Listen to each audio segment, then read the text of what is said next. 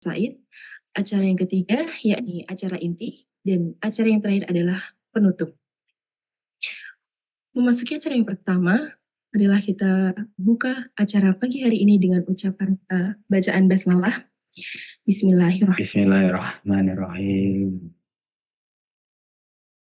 Baik, untuk acara selanjutnya yakni sambutan Ketua Prodi Sastra Inggris UIN Raden Mas Said Surakarta, yakni Bapak Robert Khairul Umam SSMU. Kepadanya kami silakan.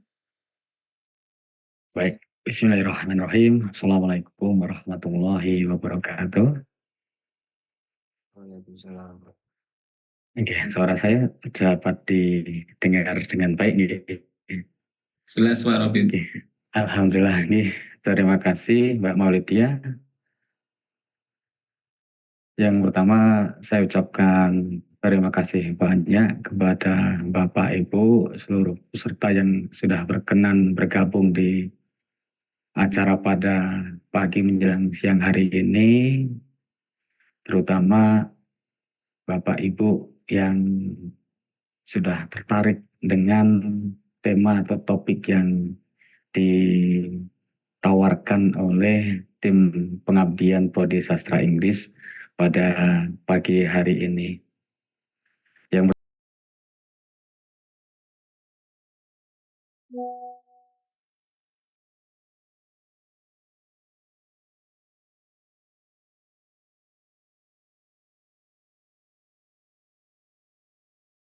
tapi insya Allah tidak akan menghapus nilai atau makna silaturahim kita. Semoga Allah senantiasa memberi keberkahan untuk kita semua. Kemudian yang kedua adalah semoga Nabi besar Muhammad SAW kita selalu ucapkan sholawat atas beliau yang insya Allah nanti di hari akhir kita memperoleh syafaatnya Nabi besar kita. Kemudian selanjutnya saya ucapkan terima kasih banyak kepada narasumber yang sudah berkenan hadir untuk mengisi pada kegiatan pagi hari ini, Ibu Fianinda ya, Pratamasari. Kalau dulu Mbak, sekarang Ibu ya, karena berbeda sekarang. Berbeda dalam artian dulu antara guru dan murid, sekarang antara kolega seperti itu. Baik Bapak Ibu, untuk mempersingkat waktu, mungkin saya perlu sampaikan latar belakang dari kegiatan ini. Yang pertama adalah PKM atau program pengabdian kepada masyarakat. Ini merupakan bagian dari Tridharma perguruan tinggi yang sifatnya adalah wajib dilaksanakan oleh setiap dosen. Dan kebetulan pada pagi hari ini program studi sastra Inggris yang berwenang untuk melaksanakan program pada pagi hari ini. Kemudian sebenarnya program ini diinisiasi oleh beliau, Dr. Lutfi, Pak Sanjay dan Bu Justin, yang insya Allah ini akan memberi gambaran dan yang jelas akan diharapkan memberi manfaat yang nyata bagi semua peserta yang sudah hadir di sini. Kemudian tema yang diangkat di sini adalah bagaimana sebuah buku cerita bergambar untuk anak itu punya kontribusi. Seperti yang kita ketahui bahwa cerita bergambar untuk anak-anak itu sangat efektif untuk membangun bonding atau ikatan antara orang tua dan anak di situ. Dan di era digital seperti sekarang ini, kami menganggap bahwa akan menjadi isu yang sangat penting ketika ini dibagikan untuk banyak orang.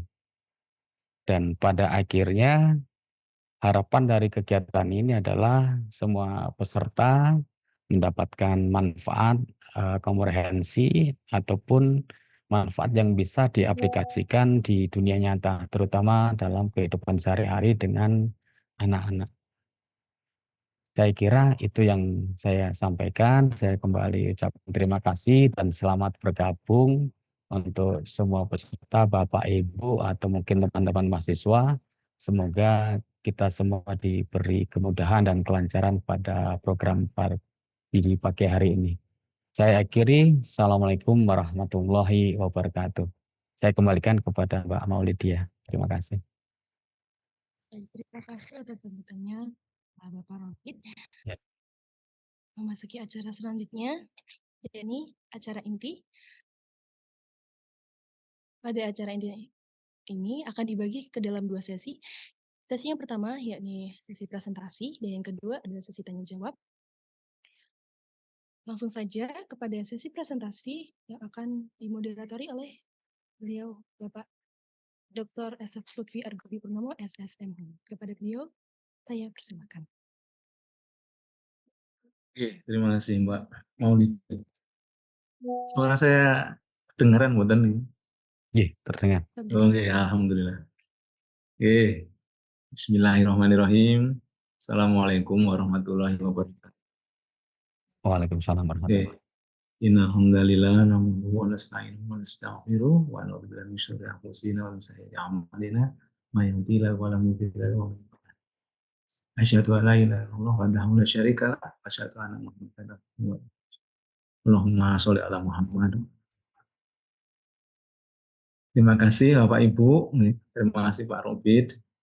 Ini acara santai mawon, ngobrol-ngobrol agar dapat ilmu.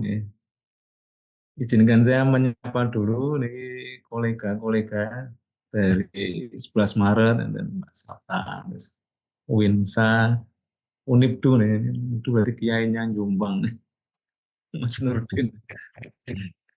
Terus dari rekan-rekan semua, terus dari Dharma Wanita Sukarjo pun ini. Nggih. Bapak Ibu guru SD, terus niki enten beberapa ibu rumah tangga. Terus alumni yang terjun ke penerjemahan, terus ada yang kemarin bikin kelompok penerjemahan, terus mahasiswa. Jadi hari ini kita akan sharing ilmu dari Mbak Pian tentang fenomena kekinian. Jadi saya tadi ngapunten nih, pamfletnya 2, 1 bahasa Inggris dan Indonesia. Yang bahasa Inggris itu sebagai syarat publikasi, maksudnya apa itu? Tingkat administrasi publikasi. Jadi mari kita menembak apa itu fenomena kekinian di mana ibu-ibu muda itu sekarang cenderung melihat storytelling sebagai sebuah kebutuhan untuk di-share ke anaknya, dan ternyata ada gap yang menarik bisa dibidik, yaitu ada yang ngunduh dari Storyweaver atau penjaring atau yang dari African Books itu terus diterjemahkan sendiri. Nah, itu fenomena yang menarik. Jadi kalau dibikin riset itu novelty-nya insya Allah masih terbuka lebar. Nah, untuk menginisiasi ya, itu menembak fenomena kekinian itu diadakanlah PKM nih. Jadi narasumber kita hari ini itu Bu Fian, S1, S2-nya dari 11 Maret ya, penerjemahan, jadi keilmuannya sudah tidak diragukan dan bekerja di Pusat Pengembangan Bahasa, RIN Badan Bahasa Pusat. Itu sudah menerjemahkan banyak buku anak cergam, jadi insya Allah pengalamannya bisa kita dapatkan bermanfaatannya, terus kita bisa mengaplikasikan hidup nyata.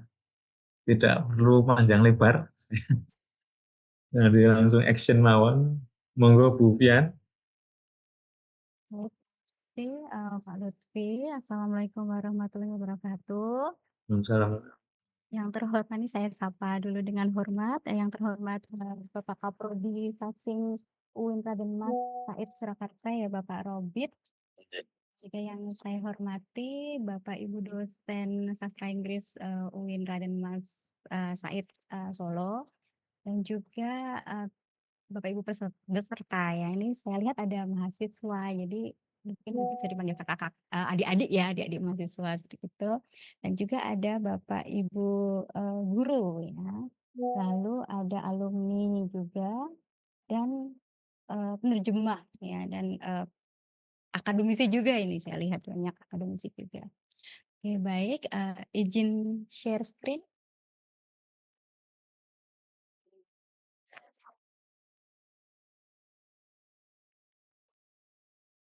Oke, apakah sudah terlihat Bapak Ibu dan mungkin calon-calon Iya. Bapak Ibu ya, calon parents juga ya? Sudah. Oke, baik. Jadi saya senang sekali nih bisa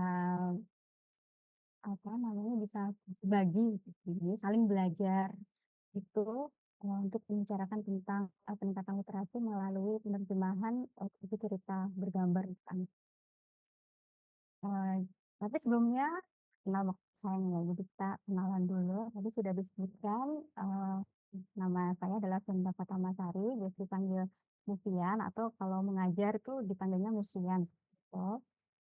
Dan tadi sudah dijelaskan juga oleh Pak Lutfi bahwa ya pernah berkuliah di sastra Inggris Universitas 11 Maret Solo dan juga melanjutkan S2 di ilmu linguistik minat utama penerjemahan di Universitas yang tinggi.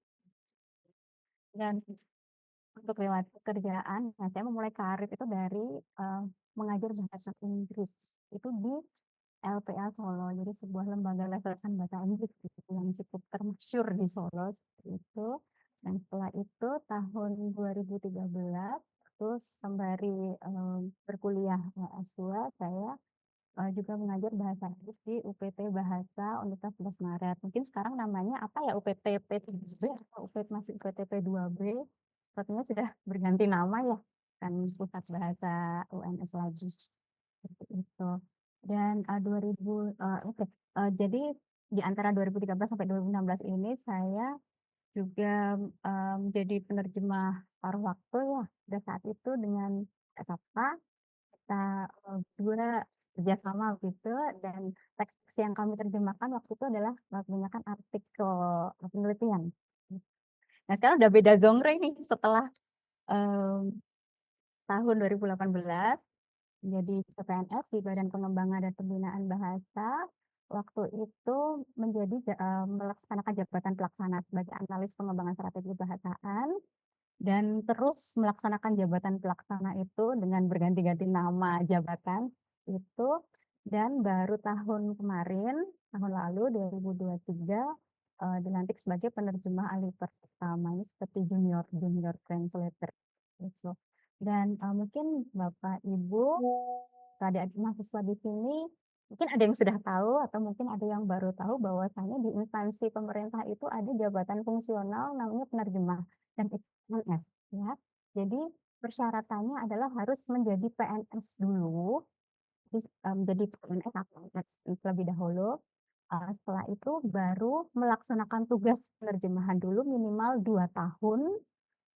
Setelah itu baru bisa mengikuti uji kompetensi karena penerjemah ini adalah instansi pembinanya adalah Sekretariat Kabinet Setkap. Jadi yang mengadakan uji kompetensi ini adalah Setkap. Dan ketika dinyatakan lulus, nanti akan bisa dilantik sebagai fungsional penerjemah. Jadi semua instansi di daerah maupun Iya, ngapunten. ya. Mungkin bisa agak lebih dekat atau suaranya agak kurang. Nggih. Oke, baik. Nggih. Apakah ini sudah terdengar suara? Nah. Sudah cukup It's terdengar? better, nggih. Oke, Sama. terus Matur memang nuwun, harus nggih. lebih dekat ya ini mikrofonnya. Oke, terima kasih Pak Kita harus saling Sanjaya. mendekat. Oke, baik tadi sampai mana? Jadi tadi yang saya ingin sampaikan adalah di instansi pemerintah itu, semua instansi pemerintah baik itu pusat maupun daerah itu ada jabatan fungsional namanya penerjemah gitu. Jadi penerjemah ini syaratnya harus ASN dan harus melaksanakan tugas penerjemahan dulu selama minimal 2 tahun. Setelah itu baru mengikuti uji kompetensi untuk menjadi penerjemah oleh Setkap dan baru bisa dinyatakan lulus, setelah itu baru bisa dilantik sebagai penerjemah seperti itu. Jadi mungkin ini bisa jadi referensi ya untuk nanti adik-adik mahasiswa ketika lulus nanti bisa melamar kalau ada jabatan CPNS di Badan Bahasa, karena ini Badan Bahasa ini mungkin satu-satunya instansi yang eh, apa ya mem, apa ya mem, me- anu banyak banyak diminta dari lulusan bahasa. Jadi tidak hanya bahasa Inggris, bahasa Indonesia, mungkin ada lagi nanti Jepang, Korea, Rusia, Spanyol seperti itu. Spanyol sepertinya ada nggak ya jurusan Spanyol, sastra Spanyol. Oke. Jadi nanti bisa untuk referensinya adik-adik bisa menjadi penerjemah dan itu PNS. Oke. Dan untuk karya terjemahan kebetulan Badan Bahasa itu setiap Badan Bahasa melalui Pusat Penguatan dan Pemberdayaan Bahasa itu setiap tahun memiliki target penerjemahan sebanyak 1.250 terjemahan cerita anak dari bahasa asing ke bahasa Indonesia. Nah, oleh sebab itu kami di sini memerlukan banyak bantuan dari penerjemah luar ya melalui seleksi. Jadi kami setiap tahun mengadakan seleksi penerjemah dan itu sistemnya kontrak selama 1 tahun seperti itu untuk membantu kami mencapai target penerjemahan yang 1.250 buku cerita anak itu. Dan kalau dibandingkan target 1.250 mungkin karya terjemahan saya tidak banyak ya. Tidak banyak ya. Jadi untuk tahun 2022 mungkin ada dua karya terjemahan dan semua ini dipublikasikan oleh Badan Bahasa. Kebetulan untuk yang tahun 2023 belum dipublikasi karena sedang dalam proses pengurusan ISBN seperti itu. Ya, baik. Jadi kalau kita membicarakan tentang literasi ya, literasi di Indonesia khususnya, mungkin kita bisa trace back dulu ke ada namanya lembaga OECD ya, yaitu Organisasi untuk Kerjasama dan Pembangunan Ekonomi dan ini setiap 3 atau 4 tahun sekali begitu mengadakan studi PISA. Itu studi yang mengukur tingkat literasi, literasi yang diukur itu membaca, literasi matematika dan juga literasi sains. Yang menjadi sampelnya adalah anak-anak usia 15 tahun dan studi ini dilaksanakan di lebih dari 80 negara. Dan untuk tahun 2022 kemarin, dan ini Mas Menteri sudah mengumumkan ya pada saat itu di akhir tahun 2023 tentang hasil PISA kemarin Indonesia berada di urutan 69 ya dari 81 negara dan ini diklaim Mas Menteri atau Mas Mendikbud kita ya Bapak Nadiem Makarim jadi Indonesia itu sudah naik posisinya, naik 5 atau 6 posisi dari tahun dibandingkan dengan tahun 2018. Nah, tapi bisa kita lihat di sini walaupun posisi Indonesia naik 5 sampai 6 posisi, tapi tetap saja masih berada di kelompok literasi yang bottom atau tingkat literasi yang rendah. Gitu. Nah, ini artinya apa? Artinya literasi masih menjadi PR yang besar. Peningkatan literasi masih menjadi PR yang besar untuk kita semua ya. Jadi tanggung jawabnya bukan hanya sekolah ya. Jadi jangan jangan hanya melempar tanggung jawab peningkatan literasi ini pada sekolah, tapi dari satuan yang terkecil, satuan kelompok yang terkecil ya, keluarga kita. Ya, parents, bapak, ibu, baik itu bapak ibu yang kerja atau yang ibu rumah tangga atau yang mungkin freelance seperti itu ya. Jadi tanggung jawab peningkatan literasi ini bukan hanya di sekolah. Jadi saya kadang kesel ya ada ibu-ibu yang gimana sih udah bayar sekolah mahal-mahal kok anak saya kok belum bisa gini, bisa gitu, gitu. Jadi seolah-olah melimpahkan tanggung jawab itu hanya sekolah saja, padahal kita juga bertanggung jawab terhadap, literasi anak-anak, karena tadi 15 tahun berarti kita wajib menumbuhkan minat baca sejak dini, ya. Bapak Ibu mungkin, Bapak Ibu dan adik-adik ya, mungkin calon Bapak Ibu nanti juga dengan cara apa gitu, dengan cara kita bisa menyediakan buku-buku di rumah ya, dan, menanamkan kebiasaan membacakan buku sebelum tidur, mungkin seperti itu. Dan Mas Menteri dalam berbagai kesempatan itu selalu, bercerita bahwa Mas Menteri itu kan punya banyak anak masih usia kecil ya, PAUD sepertinya atau SD kelas bawah gitu. Dan sesibuk-sibuknya Mas Menteri itu masih menyempatkan membacakan buku cerita untuk anaknya, ya. Bahkan katanya ya, kata Mas Menteri, kata beliau, di toilet apa, kamar mandi Mas Menteri pun itu juga, disediakan rak-rak buku gitu. Tapi jangan dibayangkan kamar mandi seorang menteri yang pakai gayung love itu ya. Ini mungkin yang, apa namanya, yang toilet yang ada TV-nya begitu mungkin ya. Jadi, bisa melakukan kegiatan dalam kamar mandi sembari membaca atau jadi setiap pojok ruangan, di rumah Mas Menteri itu selalu ada buku-buku dan buku itu berserakan di mana-mana, gitu. Jadi loh, Mas Menteri aja menyempatkan waktu untuk membacakan buku pada anak-anaknya. Bagaimana dengan kita? Gitu. Jadi, ini buat refleksi kita juga ya. Memang sekarang penggunaan gadget tidak bisa dihindarkan ya Bapak Ibu, ya. Anak ya bolehlah bermain gadget, tapi mungkin bisa dibatasi dan bisa kita ganti dengan kegiatan-kegiatan yang, bermanfaat. Tadi seperti yang dikatakan Bapak Kaprodi, selain, meningkatkan minat baca, kita juga bisa membangun bonding antara orang tua dan, anak. Sesimpel kita menanyakan, "Ada berapa, panda yang ada di buku ini? Panda ini warnanya apa aja?" Jadi sebenarnya, eee orang tua itu bisa mengembangkan cerita dari ilustrasi karena ini buku cerita bergambar ya, dan gambar ini atau ilustrasi ini menjadi elemen penting dalam buku cerita karena dia bisa apa ya, membuat atau meningkatkan imajinasi anak. Jadi anak itu ketika seneng kan baca buku yang bergambar dibanding dengan buku yang hanya hitam putih gambarnya atau yang banyak teks. Jadi memang buku cerita anak memang didesain bergambar warna-warni dan juga apa namanya, teksnya sedikit dan bahasanya sederhana, seperti itu. Dan mungkin dalam lingkup masyarakat, mungkin kita sering menemukan ada komunitas read aloud ya, mungkin Bapak Ibu dan adik-adik mahasiswa pernah mendengar komunitas read aloud, ya komunitas yang membacakan cerita begitu untuk anak. Dan juga mungkin ada pojok baca di fasilitas umum dan lain-lain, bisa diupayakan sebetulnya. Dan untuk level sekolah atau tingkat sekolah. Jadi, ya guru harus memiliki kreativitas ya, bagaimana caranya agar anak-anak didiknya itu, suka dengan membaca.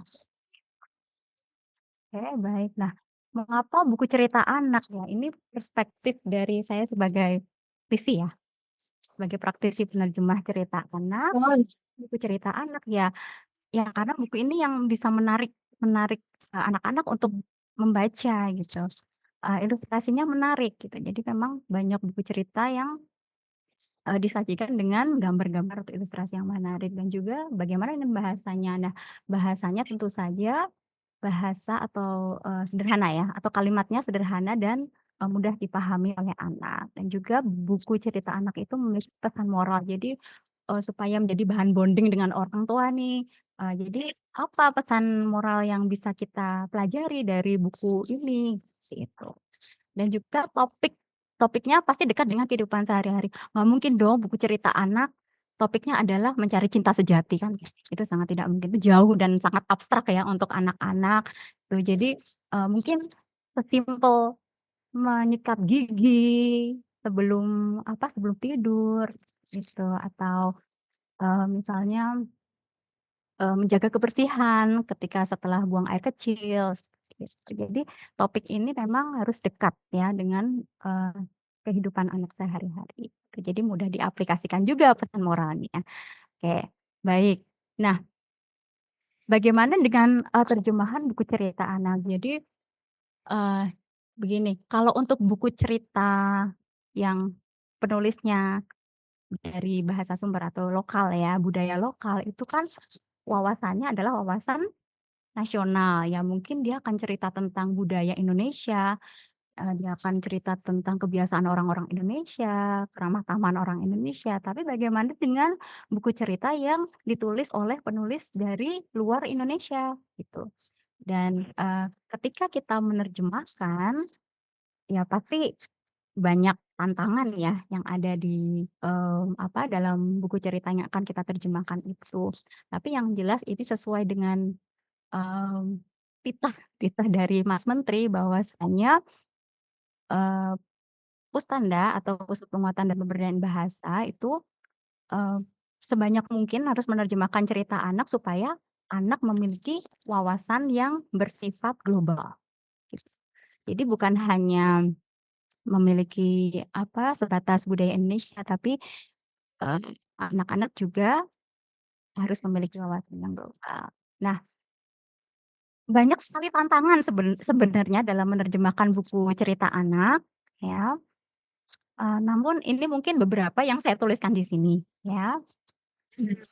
Buku cerita anak itu kalau penulisnya dari luar itu mengandung elemen-elemen budaya dan setelah itu selain itu juga disajikan dengan bahasa yang mudah dipahami anak, tapi juga berterima dalam budaya dan kaidah bahasa sasaran. Nah, ini penerjemah ini harus memikirkan cara bagaimana suatu bahasa itu dipahami oleh anak, tapi juga diterima dalam kaidah ada di KBBI misalnya seperti itu. Jadi berterima dalam kaidah dan budaya, tapi juga bisa dipahami anak. Nah, ini terdengar simpel, tapi sebenarnya ini sulit, Bapak Ibu. Jadi kalimat-kalimat itu sebenarnya simpel, tapi ketika kita menerjemahkan itu menjadi masalah, gitu ya. Jadi sulit ya. Ini yang harus dipecahkan ya oleh penerjemah. Gitu. Nah, pengalaman saya ketika menyeleksi buku-buku sumber terjemahan di Badan Bahasa, kebanyakan buku ini disusun dalam bentuk rima. Ya, bentuk rima. Nah, berarti kalau misalnya diterjemahkan, terjemahannya juga harus memiliki rima dong, karena dia harus memiliki efek yang sama dengan bahasa sumber. Jadi kalau permainan kata juga harus diterjemahkan ke permainan kata, rima juga harus memiliki bentuk rima juga gitu. Jadi biar efeknya sama antara bahasa sumber dengan bahasa sekitar. Dan ini menjadi tantangan bagi penerjemah untuk dipecahkan. Jadi Bapak Ibu ini, seolah-olah ya Bapak Ibu ini adalah penerjemah yang lolos seleksi menjadi penerjemah Badan Bahasa tahun anggaran 2024. Bapak, Ibu, dan adik-adik di sini akan menghadapi teks-teks seperti ini. Ini real ya, ada teks-teks seperti ini. Seperti ini. Ini kami ambil dari jadi setiap tahun kami membeli lisensi ya dari penerbit-penerbit asing, salah satunya ada penerbit Imagine That ya. Dan ini bukunya beberapa buku dari Imagine That ini berima semua ya, berima. Ya, salah satu contohnya seperti ini. Ini real teks yang dihadapi oleh penerjemah Badan Bahasa. Nah, kalau Bapak Ibu menerjemahkan apa? Bapak Ibu akan terjemahkan apa? Adik-adik juga boleh calon Bapak dan calon Ibu. Enggak. For monkeys hanging out, monkeys love to mess about. Ini kan rima ya. Belakangnya out, about, out. Nah, berarti kan kita harus berupaya untuk gimana caranya biar akurat, tapi tetap berima. Tapi sebenarnya ini menjadi masalah bagi penerjemah gitu. Kalau kita mendapatkan rima, belum tentu juga 100% akurat. Bapak Ibu, calon Bapak Ibu, ada yang mau mencoba mungkin?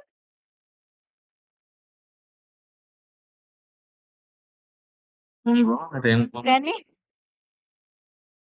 Mbak Sapta masih bergabung bersama kita. Monggo Bapak Ibu. ada yang mencoba? Ini seolah-olah Bapak Ibu adalah penerjemah terpilih, lolos seleksi ujian kompetensi dari Badan Bahasa. Ayo. Gimana nih kira-kira menerjemahkannya gimana? Nah, ini teks-teks ini yang kita hadapi gitu sekarang ya.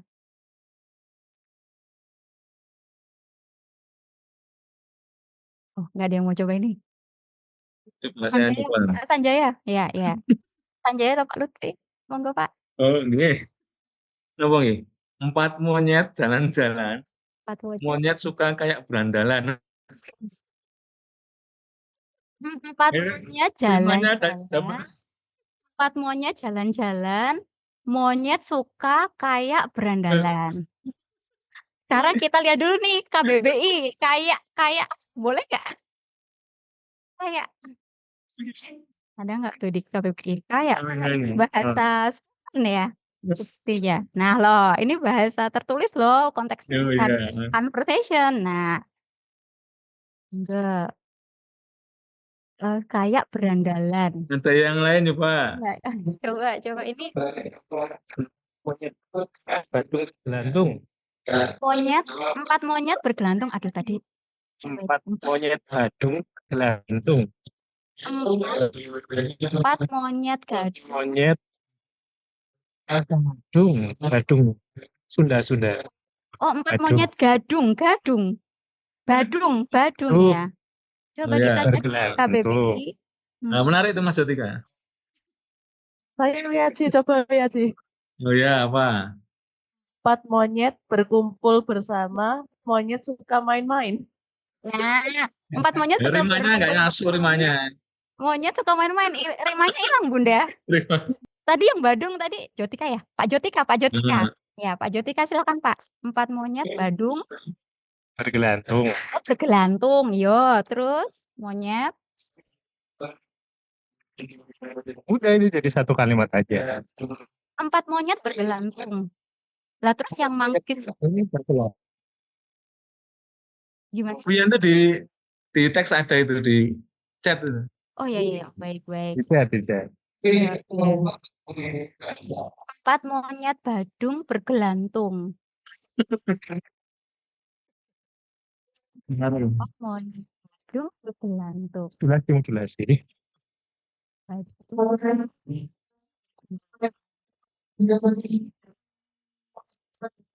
Ya ini bagaimana sih review 4 monyet bergantung. Dari Mbak Sapta itu.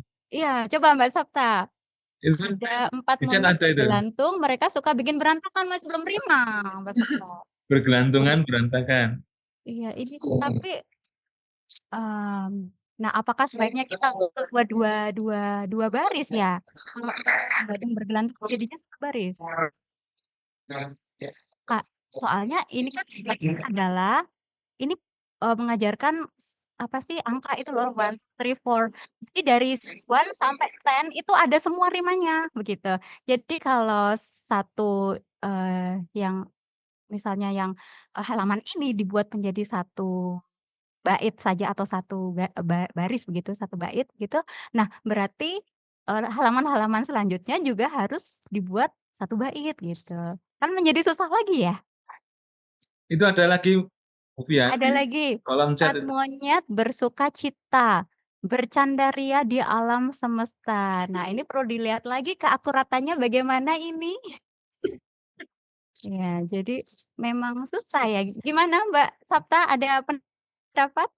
Dikasih contekan halaman berikutnya, Kak Vian. Oh, dikasih contekan halaman berikutnya. Kalau halaman berikutnya Bukan, maksudnya ini apa namanya? konteksnya Yang ya. itu kan 4 ya. Mungkin kan yang 5-nya kayak apa, 6 kayak apa gitu. Jadi kita buat pertimbangan untuk apa namanya? Kita harus menjadikan. seperti apa gitu ya. Oke. Baik. Ya, nanti saya tunjukkannya. Ini harus mencari lagi nih file-filenya ya. Baik. Oke. Atau mau ditunggu ini? Ada lagi nih di chat. Ada lagi. Ya, ini harus PR banget nih ya cari filenya. Oke. Monyet bersukacita. Nah, ini baru salah satu masalah ya, Bapak Ibu dan adik-adik, masih banyak masalah-masalah yang lain. Tapi kalau saya pribadi ya, saya usulkan seperti ini. 4 ekor monyet bergelayut, monyet suka meribut. Bergelayut. Ya, menarik. Ya, menarik ya. Yang penting ada rimanya. Nah, mungkin yang bergelayut ini tidak 100% akurat ya, karena hangout dengan bergelayut kan ya Ya mungkin spesifiknya karena mungkin dibantu ilustrasi, jadi kita bisa mengatakan ini monyetnya bergelayut seperti itu. Nah, kalau perspektif penerjemah kan seperti ini. Kalau proses apa namanya, proses bisnis di Badan Bahasa, jadi setelah penerjemah selesai menerjemahkan, nah ini harus ada reviewernya untuk menilai keakuratan dan penerimaan, seperti itu. Jadi masih ada proses lagi. Tapi kalau dari sisi saya sebagai penerjemah, saya menerjemahkan seperti itu. Mungkin nanti reviewer ya kan akan ada perspektif lain, nanti bisa dipertimbangkan. Oke, menarik ya Bapak Ibu, adik-adik, apakah tertarik apa namanya, melamar menjadi penerjemah Badan Bahasa tahun depan?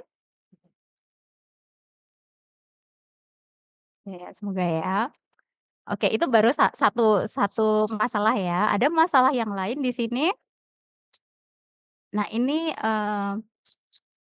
apa ya? Ini cerita tentang let's learn about the forest. Ya, cerita tentang fakta-fakta yang ada di forest gitu, yang ada di hutan. Nah, di sini dikatakan baby owls called owlets hatch from eggs. Nah, ini kalau diterjemahkan ke dalam bahasa Indonesia bagaimana? Karena kita apakah ada istilah bayi apa burung hantu ya dalam bahasa Indonesia? Anak burung hantu namanya apa? Kalau di bahasa Jawa kan Itu ada tulisannya kurang jelas ya, Mbak? tulisannya kurang jelas apa karena ini bentuknya screenshot ya? Coba saya besarkan ini. Seperti ini. Apakah sudah terlihat jelas? Tapi memang di bahasa sumbernya memang teksnya kecil sekali seperti ini. Mungkin di Coba zoom out, Kak Fian. ini. Ya, di zoom lagi coba.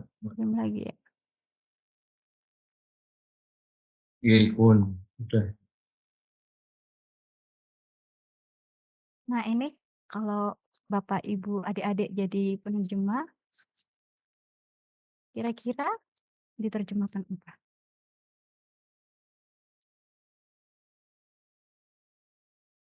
Ada yang ingin mencoba mengetikkan di kolom chat ya?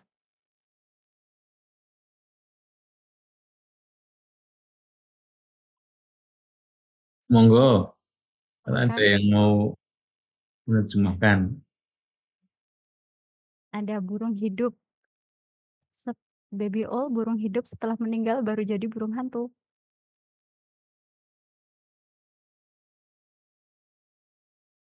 Jadi gimana? Maksudnya mau dideskripsikan gitu? Ini pembacanya adalah anak-anak ya, Bapak Ibu, anak-anak. Ya, bercanda Ibu. Hey. Oke. Oke. Mau saya coba, Mbak? Oh, boleh silakan. Bayi burung hantu Ya. disebut burung hantu. Menetas dari telur, induknya menjaga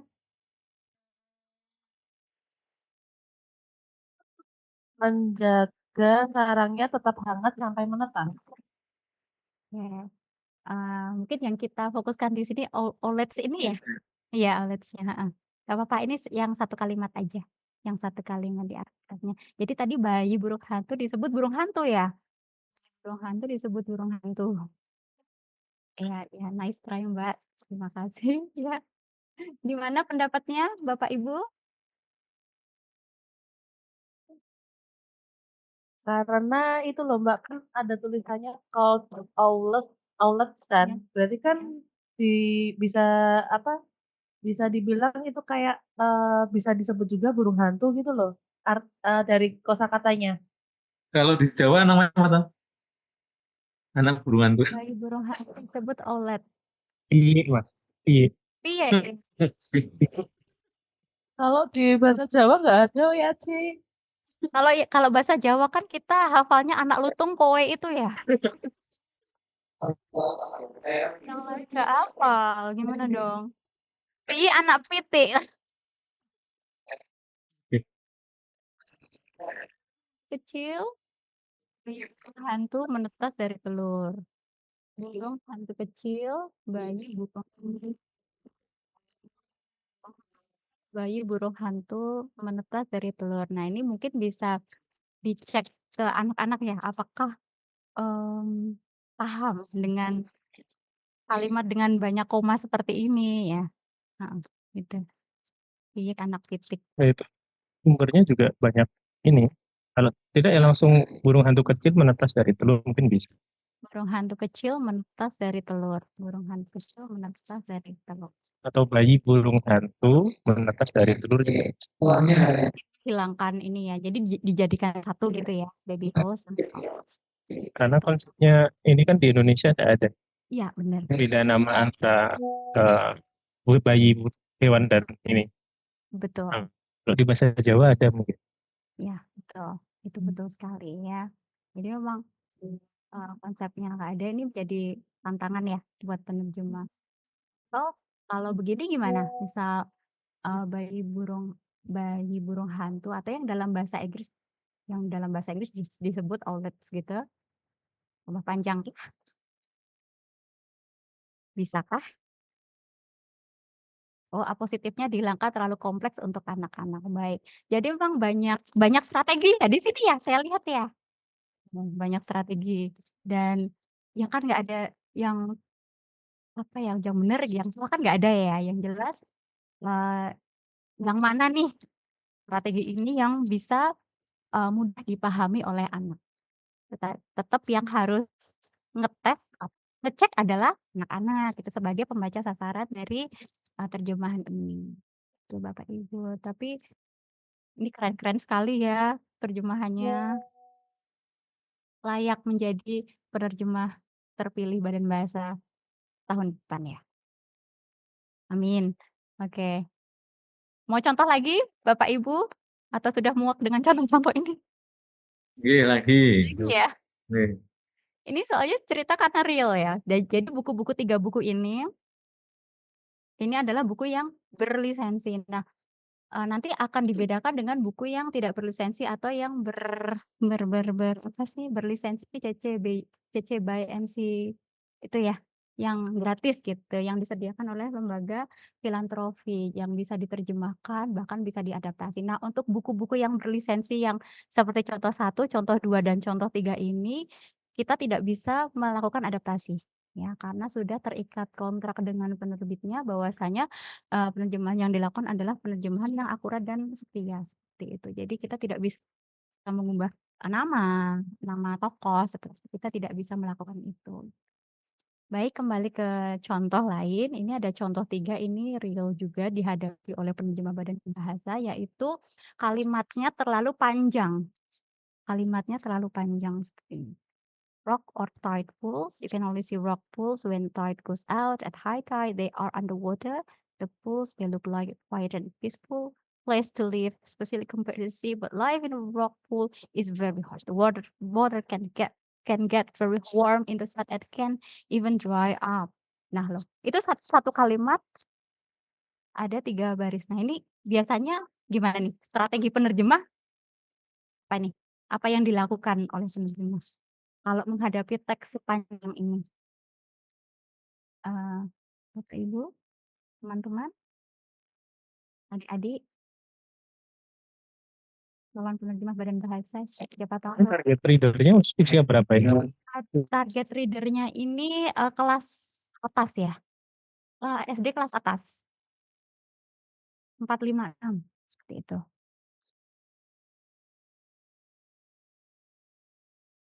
Jadi mungkin masih bisa untuk yang agak kompleks. Karena kalau ini untuk TK atau kelas awal kan mungkin terlalu kompleks. Kemudian yang salah ini penulisnya ini. Yang namanya D itu memang tepat yang kompleks biasanya. Nah, ini mungkin di London ya, di Inggris mungkin ini untuk SD kelas 1 atau kelas 2 ya? Tapi kalau di kita kan tidak bisa diaplikasikan level pembaca yang sama seperti itu. Ada yang mau mencoba, Pak Jotika? Menulisnya aja itu, Pak J itu. Daliter itu.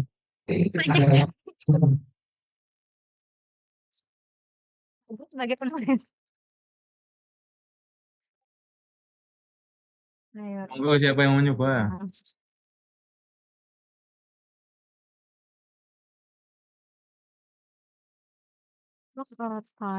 rock or tide pools. Sepertinya ini membicarakan ini ya, kolam pasang surut ya. Nah, oke. Nah, jadi tadi ya betul kata Pak Jotika, kita harus tahu pembaca sasarannya. Apakah itu SD apa? SD yang mana nih, kelas atas atau kelas bawah? Kalau misal kelas atas mungkin kita bisa apa ya, memecah-mecah Pikirnya Bian, lebih dekat. ya, memecah-mecah kalimat, memecah-mecah kalimat ya bisa dibuat lebih kompleks dari maksudnya bisa dibuat kalimat sederhana atau kalimat yang lebih kompleks dari kalimat sederhana kalau untuk SD kelas atas seperti itu. Jadi bisa dipecah-pecah gitu ya kalimatnya, apa namanya, ya supaya itu tadi ya memahami pembaca sasaran ini memahami pesan atau maknanya. Dan di sini ada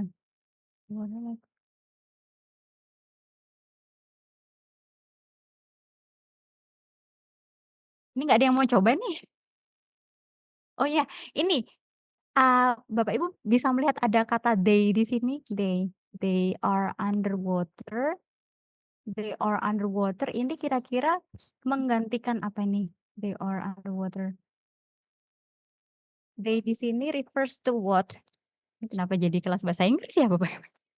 They di sini refer to apa? They are underwater at high pools. Rock or tide pools, ya betul. Boleh tidak kalau dalam bahasa sasaran atau bahasa Indonesia kita terjemahkan menjadi mereka? Boleh tidak Bapak Ibu? Mereka, mereka ada di bawah air. Boleh tidak seperti itu?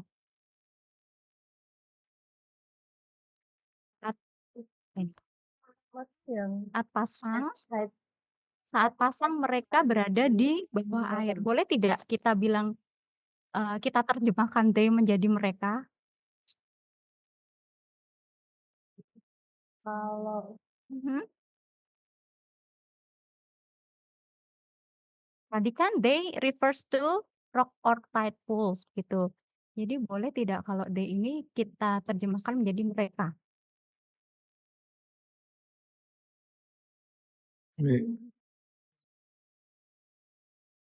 Kata Mbak Susana itu wagu ini. Waku.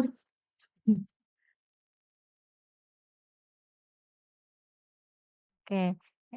Kalau punya saya dulu tuh Mbak, Anda hanya dapat melihat kolam baru pasang surut. Terus kolam tersebut berada di bawah air. Nah, iya betul. Jadi jangan diterjemahkan menjadi mereka ya karena itu wagu tadi tidak berterima dalam budaya kita. Kalau di bahasa Indonesia mereka itu kan hanya untuk yang ini ya. Mereka itu tidak bisa untuk benda, ya kan? Kita nggak bisa bilang meja kursi mereka gitu kan. Maksudnya meja kursi diganti dengan mereka gitu. Itu nggak bisa. Jadi mereka itu hanya untuk benda-benda hidup atau kecuali kalau dia konteksnya fabel ya, yang tokohnya apa namanya? Tokohnya binatang-binatang yang dipersonifikasi atau jadi manusia as if mereka manusia. Nah, itu boleh kalau dia refers to characters-nya gitu. Tapi kalau di sini konteksnya kolam, ya kita tidak bisa menerjemahkan sebagai mereka gitu. Jadi nanti kalau di reviewer Badan Bahasa nanti mereka akan penting ya reviewer sama penyunting mereka akan mengembalikan lagi kepada penerjemah. Seperti itu. Oke. Nah, jadi betul sekali ini saya baca di chat bisa dengan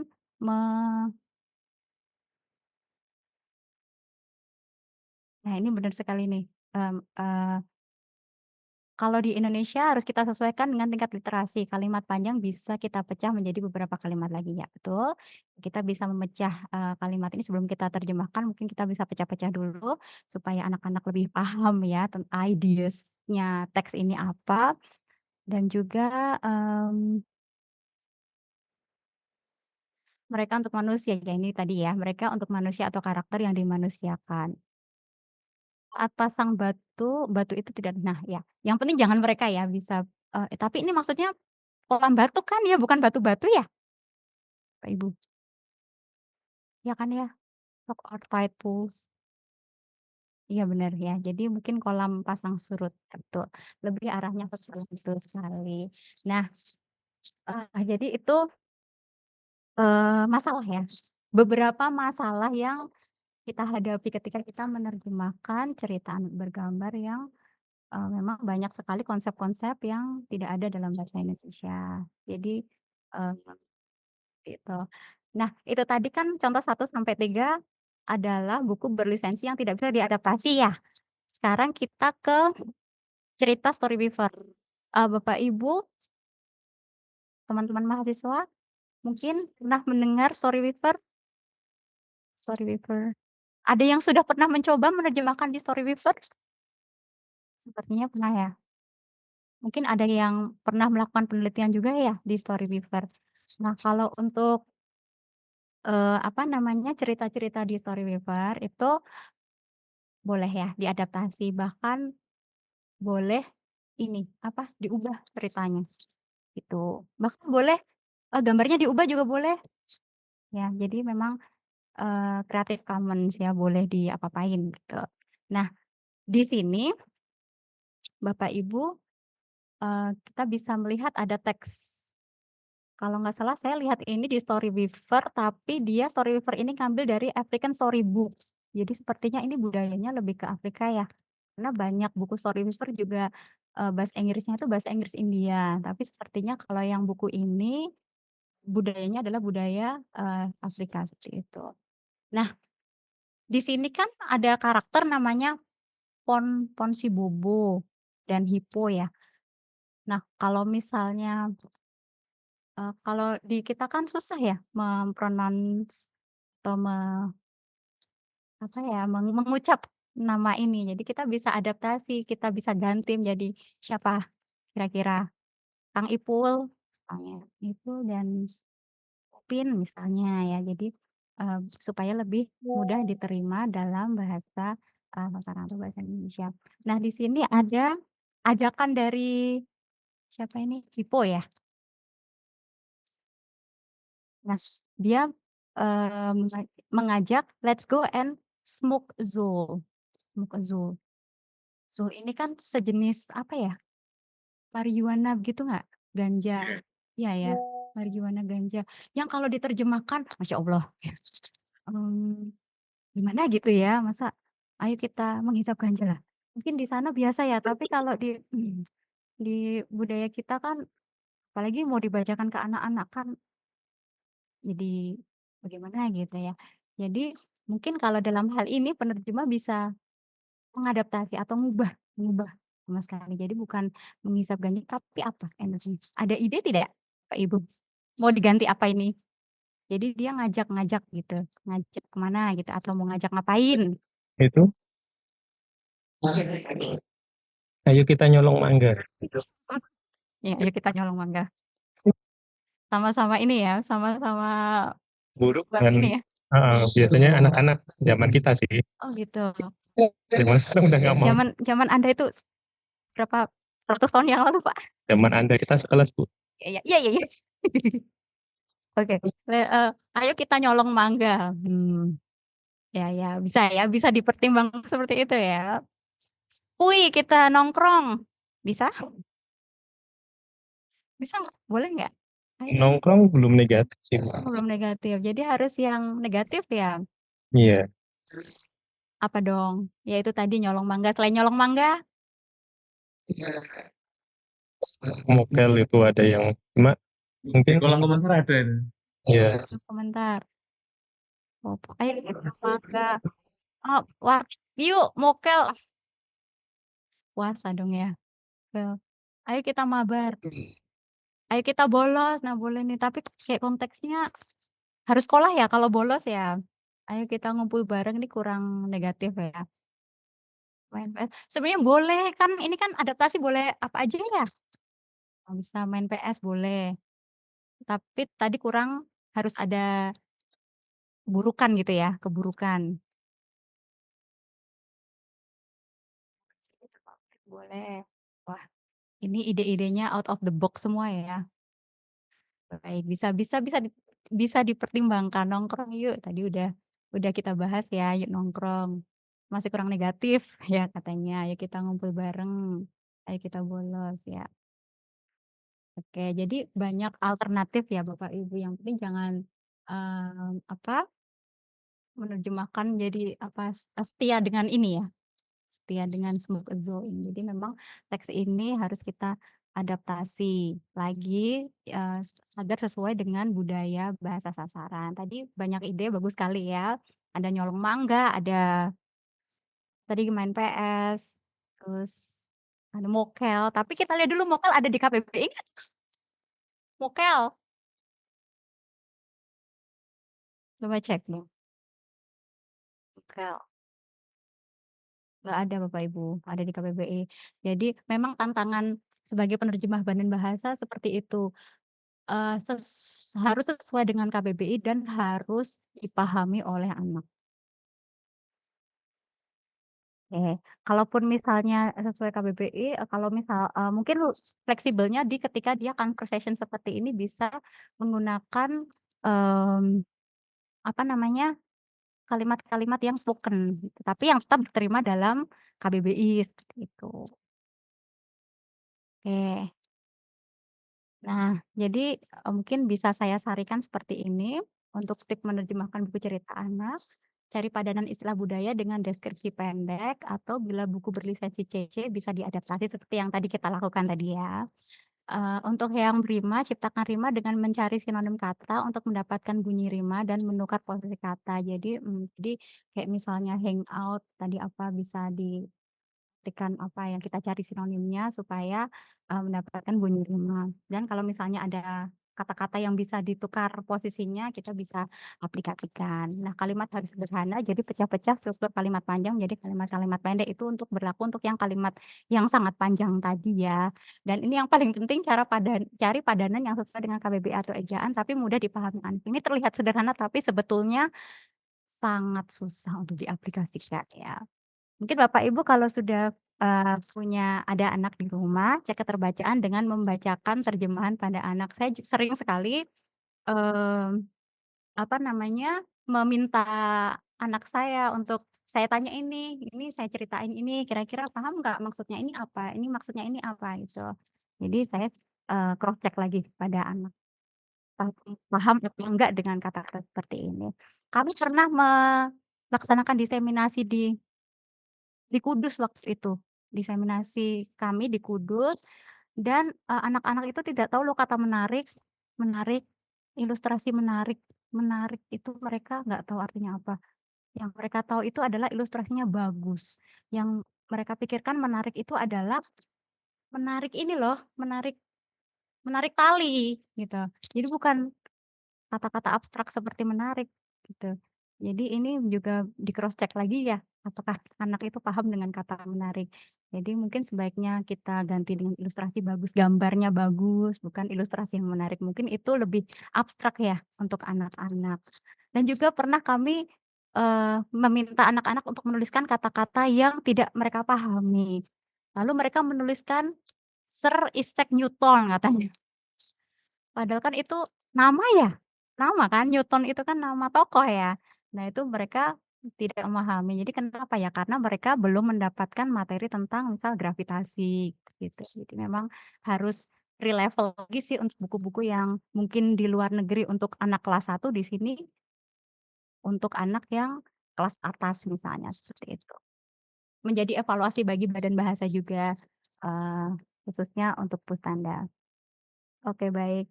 Nah, Bapak Ibu dan adik-adik mahasiswa, kita sebenarnya badan bahasa itu punya produk ya. Ini, kalau misalnya Bapak Ibu ingin, akses produk buku cerita anak bisa di budi.kemdikbud.go.id. Nah ini isinya adalah, buku cerita anak. Jadi dia, lokal ini, penulisnya adalah penulis lokal, budayanya budaya Indonesia ya. Jadi, bisa akses di budi.kemdikbud.go.id. Nah kalau untuk produk kami sendiri, kami punya, laman yang kami sebut sebagai penjaring, Bapak Ibu. yang bisa diakses di penerjemahan.kemdikbud.go.id. Nanti akan saya tunjukkan ya, wujudnya seperti apa. Pak Sanjaya, saya masih punya waktu berapa lagi? Berapa menit lagi nih masih? Monggo, santai monggo. Iya, santai ya. Oke, kita langsung aja ya, kita lihat, jadi produk-produk penerjemahan kami, itu kami publikasikan di laman penjaring. Nah, di laman penjaring itu Bapak Ibu, adik-adik tidak hanya bisa membaca buku, tapi bisa juga untuk, menerjemahkan. Nanti kita juga akan tunjukkan bagaimana cara menerjemahkan di laman penjaring. Dan karena kita tagline-nya adalah mengutamakan bahasa Indonesia, jadi bahasa sumbernya adalah bahasa Indonesia. Jadi penerjemahannya ke bahasa asing dan bahasa daerah. Nah, kalau Bapak Ibu berminat untuk menerjemahkan dari bahasa asing ke bahasa Indonesia, Bapak Ibu bisa mengakses laman Storyweaver dan Global Digital Library. Kalau untuk Storyweaver dan Global Digital Library, saya pernah ya mencoba 2 platform ini. Mungkin saya rekomendasikan yang Storyweaver karena untuk Global Digital Library dia user-nya apa ya, agak nggak friendly gitu, apa namanya, agak susah ya ini tampilannya untuk kita menerjemahkan itu tidak semudah ketika kita menerjemahkan di Storyweaver, seperti itu. Baik, Bapak Ibu, mungkin kita bisa, melihat sebentar, platform kami ya? Boleh saya stop share? Iya, boleh, monggo. Share di sini.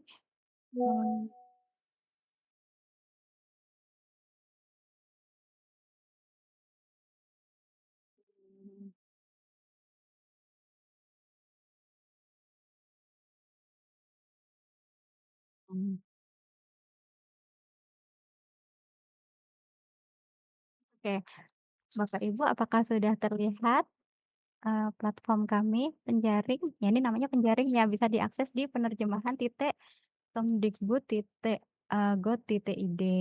Nah, di sini ada banyak buku ya, referensi yang bisa dibaca.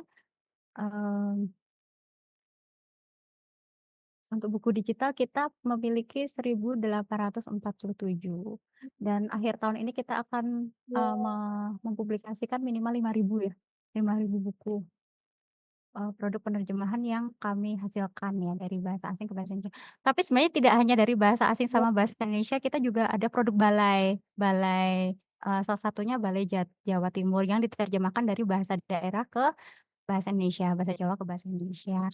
Dan Bapak Ibu bisa mengakses ini, tapi sebelumnya Bapak Ibu, harus melakukan registrasi dulu ya. Registrasi dengan menginput nama, email, dan lain-lain, setelah itu baru bisa masuk, login di sini dengan password dan email yang sudah terdaftar, seperti itu. Dan tadi, saya, tadi di awal mengatakan bahwa kami kan membeli lisensi ya, jadi kita bisa lihat perbedaan ilustrasi antara buku yang berlisensi kita beli sama buku yang gratis ya. Dari segi ilustrasi itu lebih bagus untuk buku yang lisensi. Eee, Mungkin, buku yang bisa saya rekomendasikan untuk anak usia dini misalnya salah satunya buku tentang panda misalnya ini. Ini kita beli dari Kedmin lisensinya. Jadi untuk ilustrasi lebih lebih bagus ya, dibanding dengan buku apa sih tadi yang Ponsi Bobotris tadi.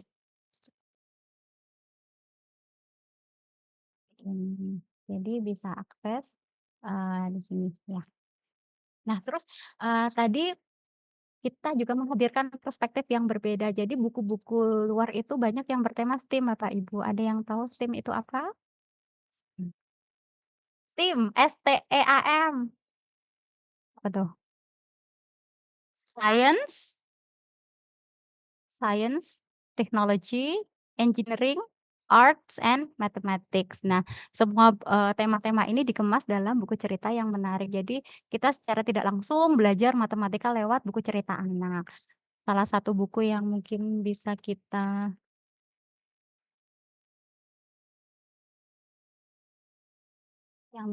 rekomendasikan misalnya seperti ini, Pengurangan Arithmetic.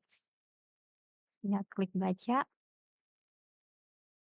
Nah, ini jadi, buku ini bisa apa ya, kita gunakan untuk, mempelajari pengurangan, matematika, seperti itu. Tapi dikemas dalam bentuk cerita anak-anak piye tadi ya? pitik, anak-anak pitik tadi. Seperti itu.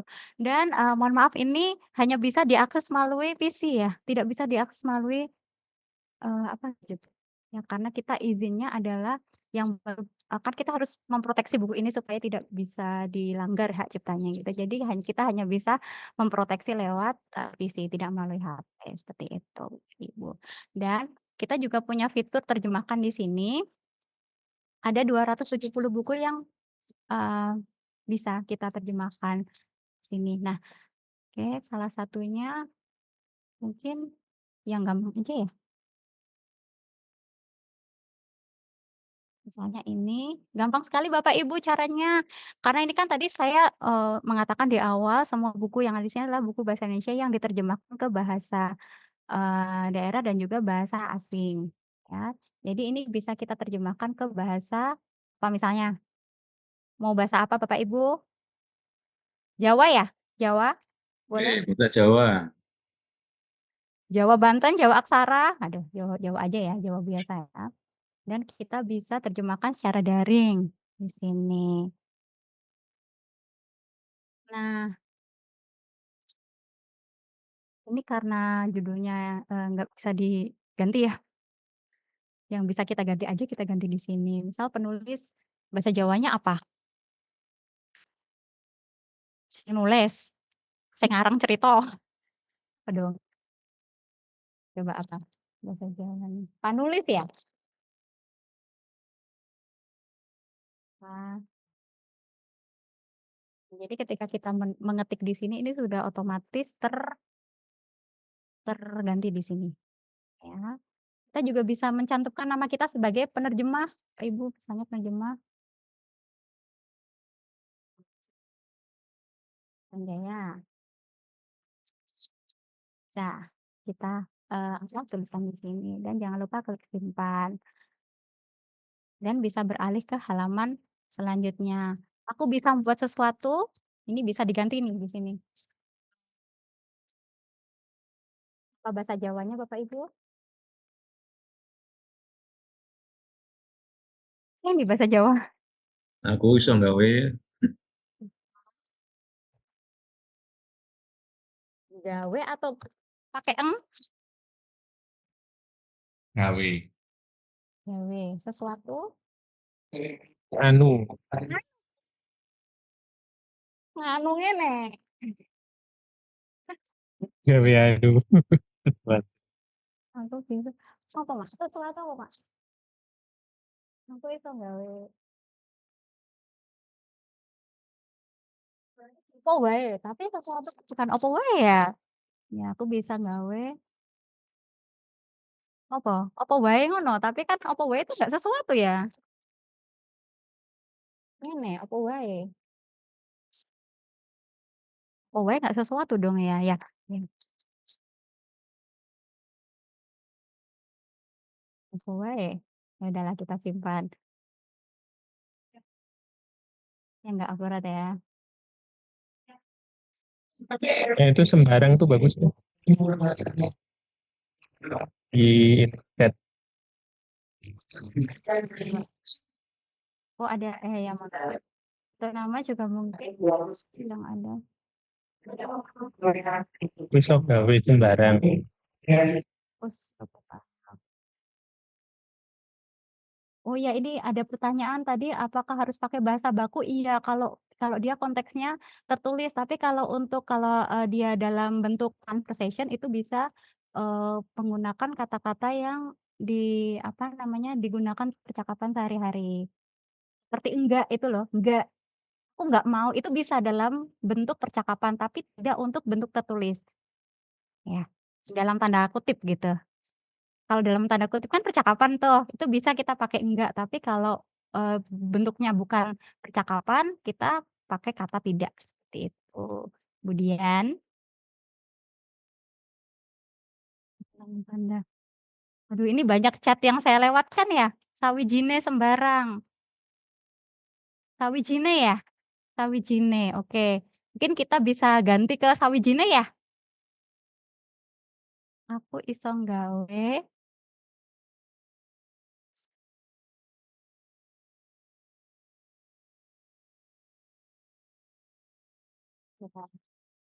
Setuju ya Bapak Ibu dan teman-teman mahasiswa?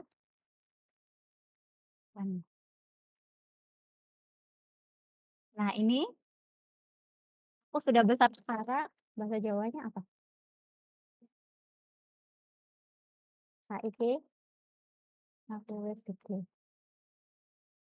Nah, jadi ketika kita mengetik di sini, otomatis dia akan teksnya juga otomatis ganti ya, gitu ya.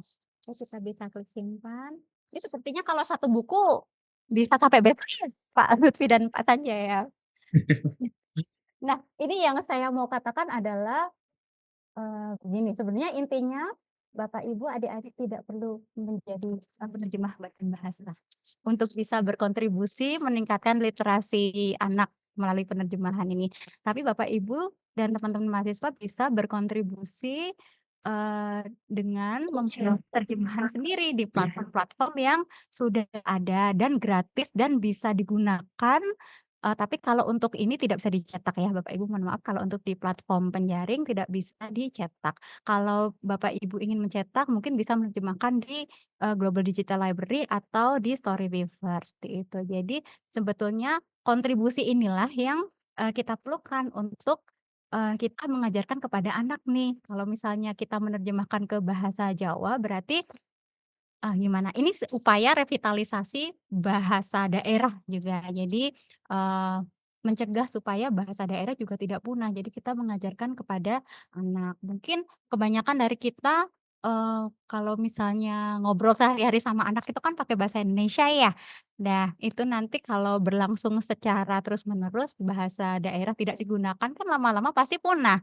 Nah, ini, menerjemahkan di platform ini juga menjadi upaya untuk kita melakukan revitalisasi bahasa daerah dan juga berkontribusi dalam peningkatan literasi, seperti itu. Oke, mungkin kita bisa perhatiin tadi jadinya seperti ini ya Bapak Ibu, untuk contoh yang sudah kita terjemahkan jadinya seperti ini. Baik, jadi itu pesan-pesan ya yang dari saya, tidak perlu menjadi penerjemah badan bahasa dulu, aku harus jadi penerjemah badan bahasa dong, enggak perlu. Jadi Bapak Ibu parents, calon parents dan juga Bapak Ibu guru bisa nih menggunakan platform ini untuk berkontribusi dalam peningkatan literasi melalui penerjemahan cerita anak. Oke, waduh ini masih berlanjut ya diskusi tentang sawijine? Sawijine itu bukan kata keterangannya Mbak, bukan kata benda, kalau sesuatu kan kata benda. Ya, Bapak Ibu mungkin nanti bisa mencoba sendiri di rumah masing-masing, di komputer masing-masing ya. Nanti saya tunggu kontribusinya di laman ini karena kebetulan saya juga menjadi admin ya, jadi saya bisa lihat nih siapa yang udah nerjemahin dan siapa yang belum. Iya. Oke. Iya iya. Oke. Mungkin, udah 1,5 jam ya Mas ya? Aduh maafin kepanjangan ini presentasi takutnya pada tidur ini jangan-jangan. Insya Allah tidak tidur. Ya Tuhan yang tidak tidur. Oke, terima kasih. Oke, waktu saya kembalikan ke moderator, silakan. Matur nuwun Bu Fian. Jadi luar biasa ilmu-ilmunya dan ada beberapa poin yang bisa dibidik untuk penelitian ya. Salah satu yang terkait dengan menggunakan platform digital untuk menerjemahkan secara langsung. Monggo ada pertanyaan silahkan. Masih ada setengah jam untuk ngobrol. Diskusinya ya daripada presentasinya ini ya, mohon maaf. Harusnya banyak diskusi. Mungkin apa kan sudah juga Oh ya sudah sampai diskusi. Terima kasih. Monggo ada mau diobrolkan lanjut? Bisa di atau boleh bertanya-tanya gimana cara menjadi penerjemah di badan bahasa, boleh silakan. Wah, monggo yang mau lulus itu. Kalau ada pertanyaan terkait dengan temanya tadi, monggo bisa Mbak Dian Catur, monggo. Iya, Bu Dian Catur sepertinya saya kenal. Enggak kenal. Dari Kemensos nih. Iya, Kemensos. Luar biasa yang selalu mengikuti Bu Risma. Kampret. Enggak, ini mewakili pertanyaan dari beberapa teman. Kalau untuk memulai menerjemahkan, kayak kemarin kan di Badan Bahasa kan sempat bukaan ini ya, penerjemah freelance itu kan. Nah, di situ kan diminta untuk kayak semacam ini namanya kayak proyek apa saja yang udah pernah diterjemahin. Nah, mungkin bisa di-share nggak proyek seperti apa aja yang bisa dimasukkan ke resume untuk kayak apa namanya bisa Portofolio. dimasukin ya portofolio kayak gitu. Karena nggak semuanya pernah nerjemahin buku kan. Jadi kayak seperti apa sih yang bisa dimasukin dan kita bisa nambah untuk itu tuh di mana? Kalau ada mungkin bisa di-share. Oke, baik, terima kasih atas pertanyaannya. Ini langsung saya jawab aja ya Pak Lutfi, Oke, takut langsung. lupa nanti Oke. pertanyaannya. Baik, terima kasih Ibu Dian sudah bertanya terkait portofolio apa yang bisa kita masukkan. Sebetulnya kalau ada karya terjemahan yang sudah dipublikasikan itu sebenarnya lebih bagus ya.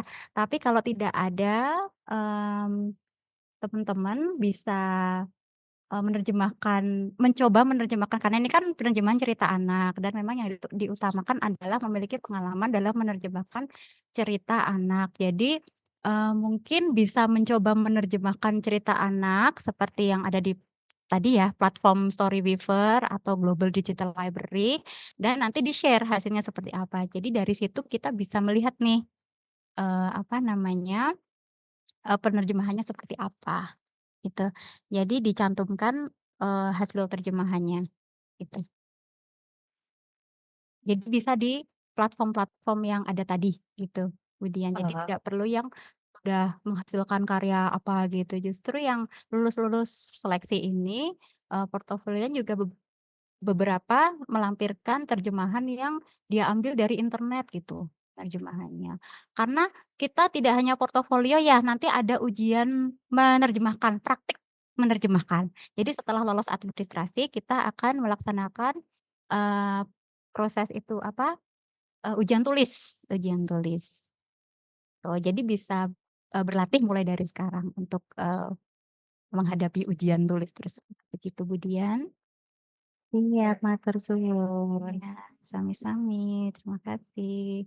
Oke, matur nuwun Bu Dian. Ada yang lain? Monggo. Yang ibu-ibu muda? Mungkin Bapak Ibu bisa berlatih menerjemahkan rima gitu, mulai dari sekarang ya. Jadi nanti mungkin, eee, teks yang keluar bisa teks cerita anak yang berima, seperti itu. Jadi bisa berlatih mulai dari sekarang untuk mendaftar di tahun depan. Oke. Kalau ada yang bertanya, saya yang bertanya ya. Silakan Pak Lutfi. Oke. Bu Pian, Mhm. sampai berdasarkan pengalamannya Ibu Pian itu ketika menerjemahkan sebagai seorang orang tua ya, ke anaknya. Ini kalau kita baca literatur itu kan ada menerjemahkan dulu, terus baru diceritakan. Ada yang berbasis language spontaneity, jadi megang buku langsung diterjemahkan secara lisan. Nah itu mohon di-share tantangan Bu Pian, apakah sudah pernah melakukan seperti itu? Jadi nanti bisa dapat insight baru tim pengabdiannya. Oke, ngeten Bu Pian. Oke, jadi penerjemahan spontanitas ya? Oke. Nah, kalau untuk penerjemahan spontanitas berarti kan yang harus kita pegang itu adalah buku yang berbahasa sumber bahasa asing, misal bukan bahasa sasaran kan? Ya, itu, eee, pernah melakukan ya, malah, jadi buku-buku di rumah, buku-buku anak saya itu memang banyak buku-buku berbahasa Inggris, Pak Lutfi. Oke. Jadi kan, itu kan bentuknya buku cetak seperti itu, bentuknya buku cetak. Jadi kalau misalnya kita terjemahkan dulu kan akan susah ya. Nah, jadi biasanya kita lakukan itu sih penerjemahan secara spontan gitu dan, eee anak juga paham sih Pak Lutfi, maksudnya dari segi keterbacaan juga anak juga sudah memahami, karena buku anak itu kan sebenarnya kalimatnya sederhana, cuman sebelum kita harus belajar dulu nih, ya. Kan kita nggak langsung buka terus terjemahkan, jadi kita sebelumnya pelajari dulu nih, ini maksudnya apa, ini sebelum kita, melakukan, penerjemahan secara spontan. Side translation ya? Apa ya namanya? Side translation bukan?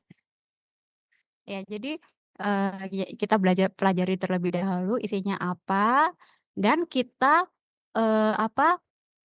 kita gunakan bahasa yang mudah dipahami anak, seperti itu. Ya, terus nah, kalau buku-buku yang diterjemahkan terlebih dahulu ini malah justru lebih mudah ya. Jadi kita menerjemahkan dulu melalui platform tadi, kan kita punya banyak waktu untuk berpikir ya.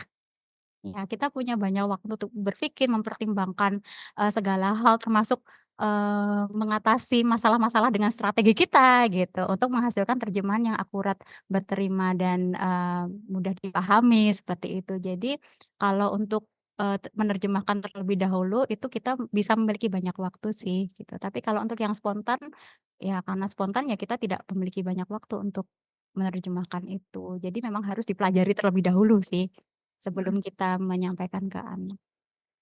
Apakah menjawab pertanyaan Pak Lutfi? Insya Allah. Terima kasih. Iya, terima kasih. Lain, Bu Ibu. Saya lihat semua Bu. Ya, Mbak Kurniam. Saya kan ngajar di SD ya Mbak ya. Gimana sih caranya memahami untuk bahasa yang ada di pelajaran bahasa Inggris sekolah dasar. Nah itu nanti kalau misalkan menyampaikan materi pembelajaran kepada anak-anak itu seperti apa bahasa yang harus disampaikan kepada anak-anak agar mereka lebih paham memahami isi dari cerita tersebut, isi dari pembelajaran tersebut itu seperti apa bahasanya yang harus dipakai. Bahasa yang harus dipakai, berarti bahasa yang sederhana dan ini konteksnya bahasa Inggris atau bahasa Indonesia, Bu? Bahasa Inggris. Kan saya kan ngajar Bahasa Inggris? iya, SD bahasa ya? iya. Kadang ada dari salah satu penerbit itu dia menyusun sebuah kayak sebuah cerita, tapi kadang ada yang artinya itu tidak ini loh. Katanya ada yang sedikit nggak nyambung atau gimana kayak gitu loh. Nah, itu sudah diterjemahkan atau kita menerjemahkan sendiri, Bu? Kita menerjemahkan sendiri. Jadi ada beberapa anak itu yang masih belum paham artinya. Wah, bahasa Inggris SD kelas 1 udah tataran teks ya? Iya, Kalau boleh tahu SD mana ini, Bu? dari SD Muhammadiyah 24. Muhammadiyah 24, luar biasa ya. Oke. Kalau misalnya, kasusnya seperti itu, kalau untuk menyampaikan ke anak itu kan berarti harus kita terjemahkan ya, Bu, ya?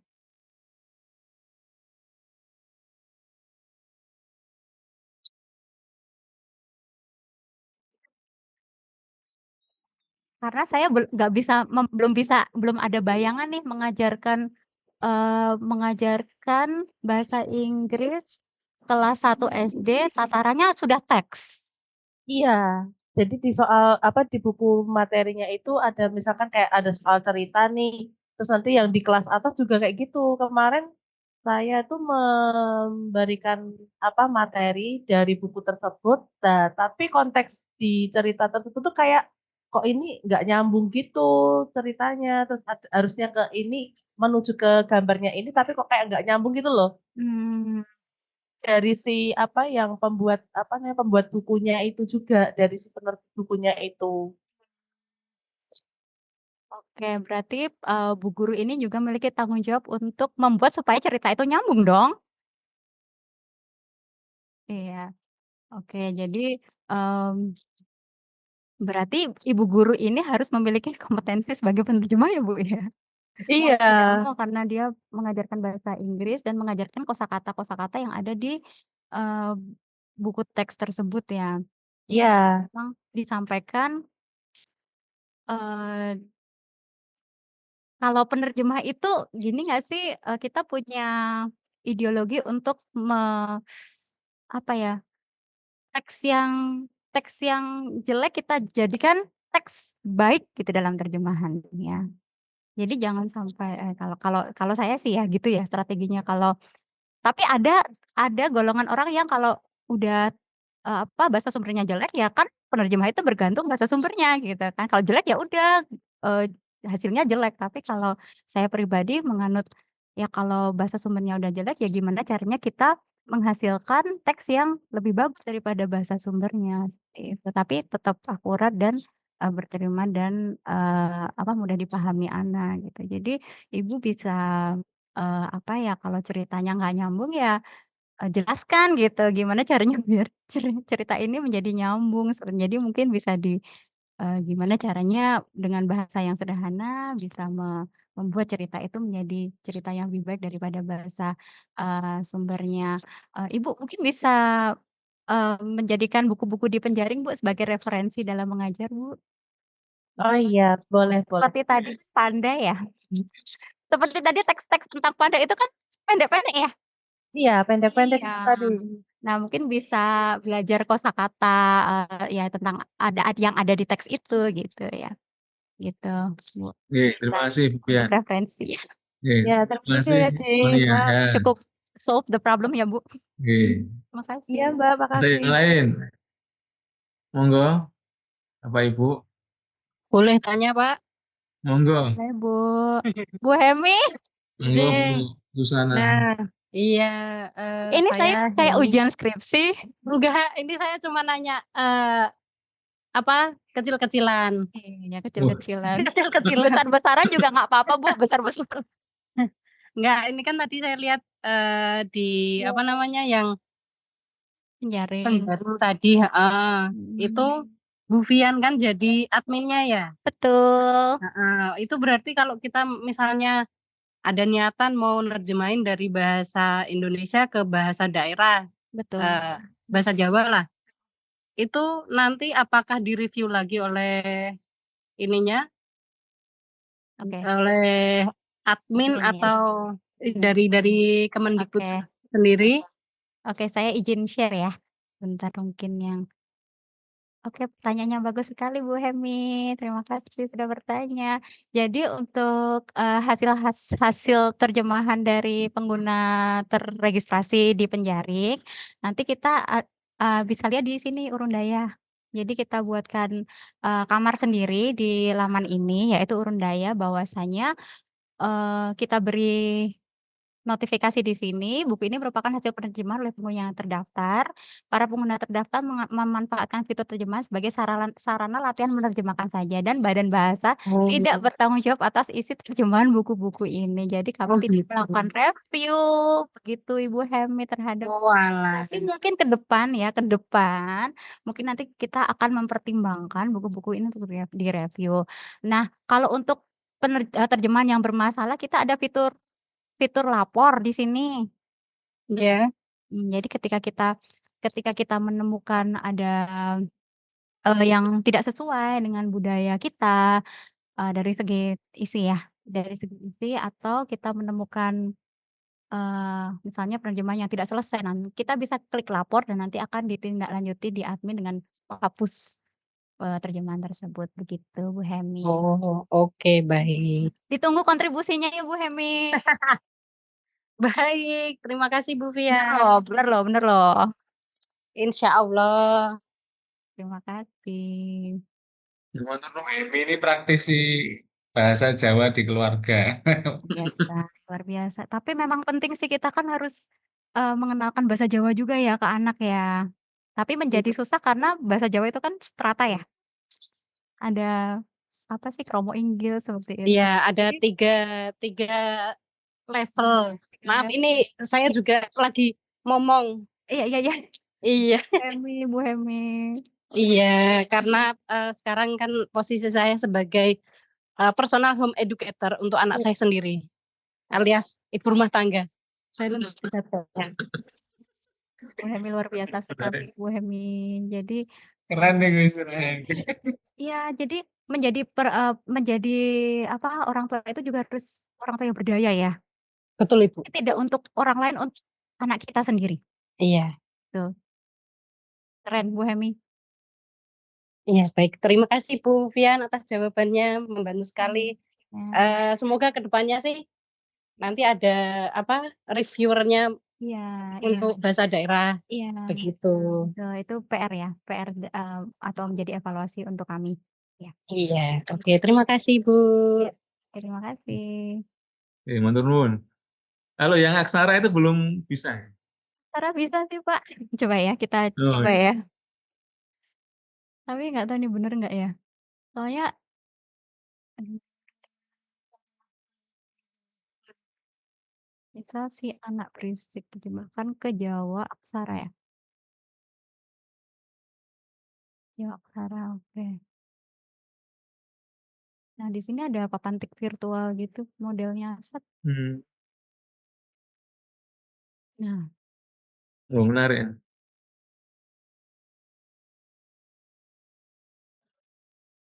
ini yang mana yang dibaca? Iya, iya. Ini ya, Nah, ini udah bener belum? Atau langsung coba saya ketik di sini ya. Anak berisik misalnya sih. Sik. Ini benar nggak kalau ini saya ketik manual dengan papan board apa sih papan ketik di sini? Bu Emi benar nggak itu, Bu? Bisa dibesarkan mungkin intinya, Pak. Home-nya. Gede, Pak. Oke, coba. Bentar, saya zoom, saya zoom. Oke, di zoom. Oh, dia yang besar ini ya? Dan Chrome-nya aja, Oh Chrome-nya iya, aja ya. baik. Ini. Zoom. Lagi. Iya, sudah. Udah kelihatan, Pak, Bu. Oke. Ini Pun benar nih, Bu. Kalau dari tulisannya sih udah benar, Pak. Oh, oke. Iya. Cuman kan ini pakainya kan bahasa Indonesia ya. Bahasa Indonesia tapi Oh iya ditulis benar. ke Bahasa apa? Jawa. Tulisan Jawa. Berarti harus di bahasa Jawain dulu ya? Iya, iya. Apa bahasa Jawa? Oh ya berisik. Bocah Oh iya. Bocah seng iyik. Nah, ini benar kan nih? Bocah seng iyik. Iyik. Bocah sing iyik. Iya. Sakit teliti nih, Bu Emi. Dalam, Pak. Sakit teliti. J. Bu Hemi dulu dari sastra ya? Saya kepleset, Pak. Jadi masuknya sastra Inggris, Pak, dulu, Pak. Bu Hemi Salah binderi kayaknya pas SPMB. Bu Hemi kalau berkomunikasi dengan anak pakai bahasa apa? Saya pakainya bahasa Jawa ya, cuman campur-campur. Kadang apa? Karena saya di rumah tapi juga kadang ngantor. Ngantor itu saya masih kerja di travel. Di situ saya juga komunikasi pakai bahasa Inggris juga. Jadi di rumah itu mainly bahasa Jawa, tapi ketika keluar kadang pakai bahasa Indonesia. Terus sekarang juga anak sedang diajarkan bahasa Inggris. Jadi bahasa Inggrisnya itu baru-baru aja. Tapi di rumah sebagai bahasa ibu saya pakainya tetap bahasa Jawa. Kalau Bu Emi menerjemahkan yang tadi ini, Bu, jenengan akan menerjemahkan dalam basa Jawa Kromo Inggil apa ngoko? Ngoko dulu, Pak. Oh, ngeten. Nggih ngoko tapi kalau sekarang kan ngokonya kan agak kasar. Oh, nggih sedap sayang gue. Maaf, Pak. Saya minta tipis. Oke. Gimana? Nggih. Bu Hemi keren sekali, Bu. Ini Ibu belajar, Yen. Belajar. Nggih. Bu Hemi keren sekali ya. Maksudnya ya inilah upaya untuk merevitalisasi bahasa. Jadi menjaga supaya bahasa Jawa jangan sampai punah. Jadi tetap diajarkan ke anak ya, gitu. Iya, Mbak. Tapi susahnya ya itu tadi ya karena strata ya. Iya. Saat itu kita ngomong ke anak kan ngoko, tapi anak ngomong ke kita kan nggak mungkin ngoko begitu. Kalau untuk belajar anak itu biasanya kita sesuaikan dengan targetnya, Mbak. Jadi kayak misalnya kita pengen anak kita bisa bahasa Kromo, jadi nanti kita ngomong ke anak juga bahasa Kromo karena kan anak kan menirukan apa yang kita omongkan. Jadi gitu. Ya bukan yang Kromo Inggil banget, tapi masih terdengar sopan gitu sih, Bu. Panutan memang. Pak Lutfi mungkin besok lagi ada sesi dengan Bu Hemi ya. Siap. Namanya tentang bagaimana cara melestarikan bahasa daerah, penting sekali soalnya revitalisasi sebagai upaya revitalisasi bahasa daerah juga ya, luar biasa Bu Hemi. Oke, dengan menggunakan jaring nih. Nanti pembicaranya sama Rinya juga. Jadi PNS sudah kelewat umur kayaknya, Bu. Tidak perlu jadi PNS untuk Oh iya. Oh iya betul juga, betul. Oke. Mantunan Bu Emi yang penting bahagia nih. Oh siap, iya. Bu Hemi, jadi PNS itu tidak bisa kaya ya Bu Hemi. Monggo ada yang lain, masih ada 16 menit.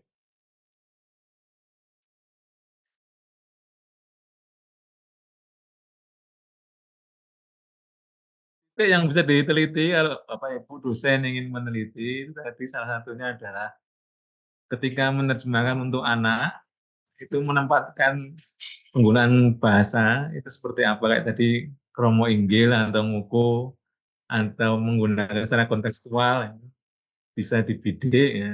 Kalau ingin penelitian bareng, monggo tinggal hubungi Sasing Uin Said gitu. Jadi nanti bisa dibidik dengan banyak teori, salah satu teorinya Skopos itu, ini Vermeer dan Harris itu menarik. Nanti bisa menggunakan penjaring sebagai platform untuk penelitian aksara Jawa ya. Itu menarik. Monggo Bapak Ibu. Ini kayak ada juga mahasiswa S3. S3 kan. Insecure saya Pak. Monggo. Mau pingsan ini. Mungkin ada ide untuk disertasi atau tesis, silahkan dikonsultasikan dengan Bu Fian. Apakah masih ada? Monggo.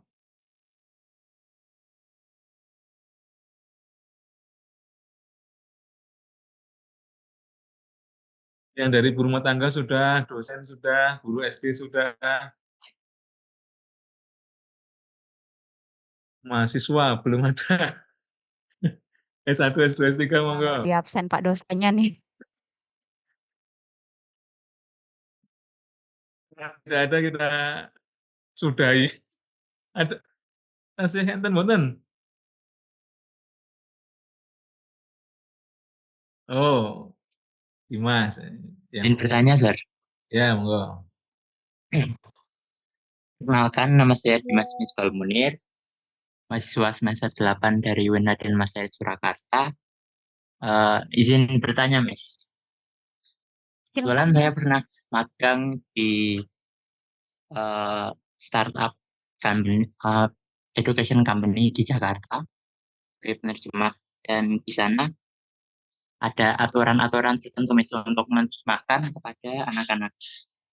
Kebetulan saya di sana menerjemahkan buku cerita, konten, skrip, dan lain-lain, dan ada challenge untuk menerjemahkan di sana, Miss.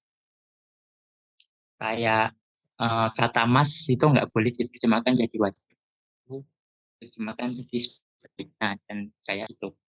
Dan untuk Miss Vianina sendiri ada nggak sih, Miss, kayak aturan-aturan tertentu atau kata yang nggak boleh digunakan saat menerjemahkan untuk anak-anak? Terima kasih, Miss. Oke, monggo. Kata yang tidak boleh digunakan ketika kita menerjemahkan anak-anak adalah kata-kata yang tidak bisa dipahami anak. Ya, itu Iya, Miss. yang Eh, bentuk kayak heeh. kata-kata yang bersifat memaksa, Miss. Kayak mas, terus kayak apa, wajib, terus kamu harus kayak gini, kayak gitu. Itu kan kalau di tempat saya dulu nggak boleh kayak gitu. Kayak baik, cuma kan untuk kayak untuk sebaiknya kayak lebih baik kayak gini. Tapi bukan kayak kamu wajib gini. Itu nggak boleh. Iya. Nah, Iya. kalau kita terjemahkan menjadi kamu wajib itu aja sudah tidak dipahami anak ya. Karena kalau wajib itu kan peraturan ya. Kalau secara ya keberterimaan, maksudnya wajib itu kan apa ya, yang ada di kontrak atau teks-teks hukum seperti itu. Tapi kalau di anak-anak berarti jangan pakai kata yang apa namanya, yang tidak bisa dipahami anak. Jadi coba deh ngomong ke anak, kamu wajib mandi setiap jam 3 pagi ya. Pasti anak-anak nggak tahu wajib itu apa, gitu. Nah, mungkin bisa diganti dengan kata-kata yang mudah dipahami anak, seperti misalnya, "Kamu sebaiknya," nah itu tadi ya, bisa dipahami, tuh. "Kamu sebaiknya mandi jam 3," seperti itu. Dari Gitu, Miss jadi sendiri ada kayak aturan lain nggak sih, Miss? Atau kata-kata yang forbidden gitu loh, yang terlarang ketika menerjemahkan kayak satu kalimat yang kompleks atau satu kalimat yang terkesan apa ya, kasar.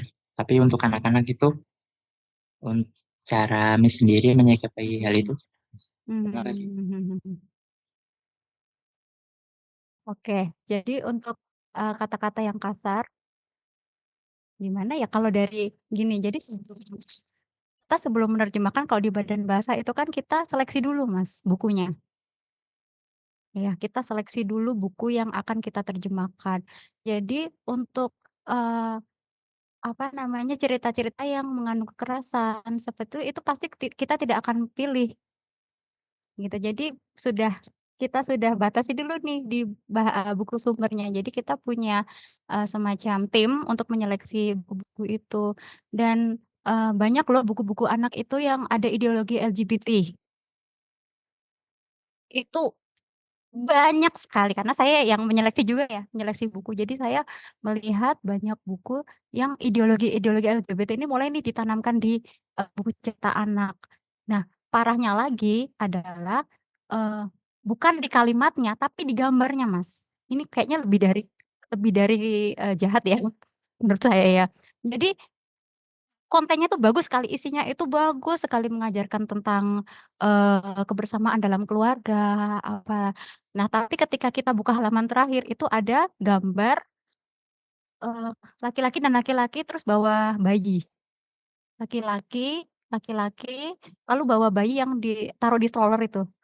Itu gambar loh, bukan kata-katanya. Jadi jelas itu kita batasi, ya. Jadi ideologi-ideologi seperti yang sifatnya kekerasan bahkan mungkin tonton yang kayak sedih tuh juga kita batasi ya. Jadi kita akan lebih memilih ke tonton yang ceria, itu yang penuh semangat, seperti itu, Mas.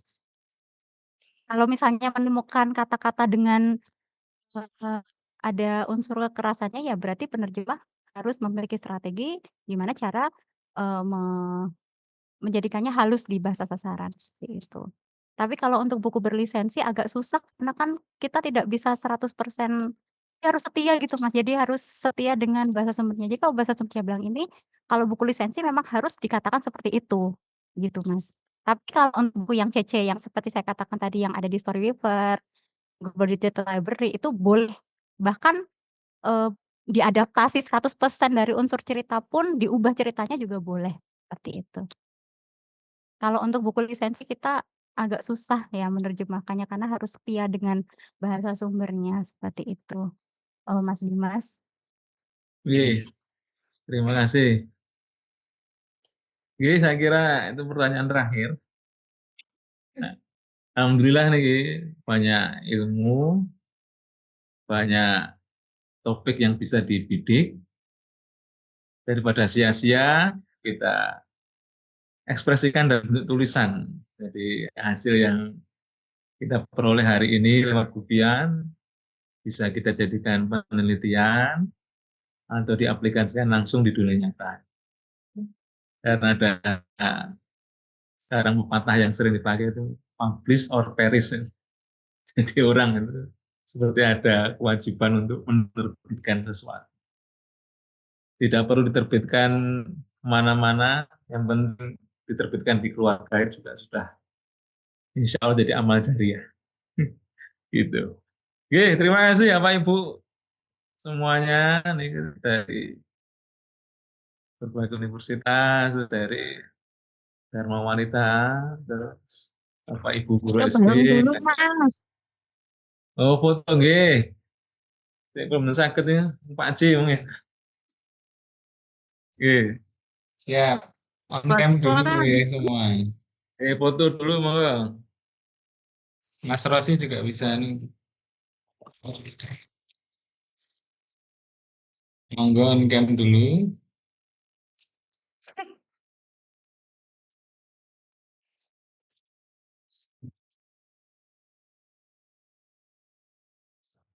Ampun. Nggak ada apa-apanya ya, Mas. Hitung dulu nih. 1, 2, 3. Sekali lagi, sekali lagi. 1, 2, 3. Ampun. Oke, matur nuwun Bapak Ibu. Mungkin atas amal jariah santen berkah mungkin tahun depan lanjut ke yang lain seperti tadi usulnya Bu Fian Banyak kok ya, Ci. dan Mbak Emi atau yang lain nih. Terima kasih. Mohon maaf segala kesalahan. Oke. Oke. Assalamualaikum warahmatullahi wabarakatuh. Iya. Ujian. Pak Yaci, Pak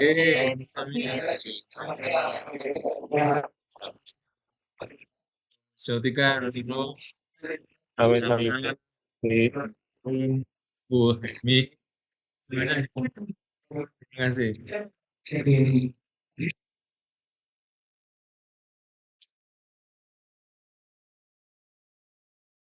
Kembalikan asimilasi. Kembalikan ke Lydia. Terima kasih Pak Robit. Sehat Pak. Sehat. Alhamdulillah, terima kasih kepada Bapak Lutfi sebagai moderator dan Ibu Yaninda ilmiah luar biasa yang telah menyampaikan. Kita di seluruh acara telah terlaksanakan. Mari kita tutup acara hari ini dengan bacaan semoga ilmu yang telah disampaikan oleh semua membawa barokah untuk kita semua. Bagi seluruh peserta, sebelum hari ini, mohon seperti yang telah dicantumkan di kolom komentar. Nah, saya selaku acara mohon maaf yang sebesar-besarnya apabila selama ini di acara dapat menghilangkan dan kesalahan. Terima kasih kepada seluruh peserta. Mungkin ya dan Assalamualaikum warahmatullahi wabarakatuh. Waalaikumsalam warahmatullahi wabarakatuh. Ya.